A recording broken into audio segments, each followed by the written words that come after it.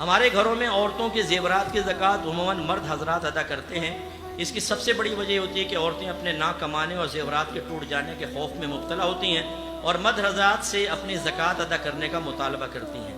ایسے میں مرد حضرات کا ان کی طرف سے زکوٰۃ کرنا کیا شریعت کو مطلوب مقصد کو حاصل کرنے کا سبب بن سکتا ہے؟ یقیناً نہیں بن سکتا۔ دیکھیں، جو مالی عبادت لازم کی گئی ہے اس میں 3 بڑے مقاصد ہیں۔ نمبر 1، اللہ جو آپ کو مال دیتا ہے اس میں غریب کا حق رکھا گیا ہے، اور وہ آپ کا مال حقیقتاً نہیں ہوتا، وہ اللہ نے بطور امانت آپ کو دے دیا ہے کہ غریب تک پہنچا۔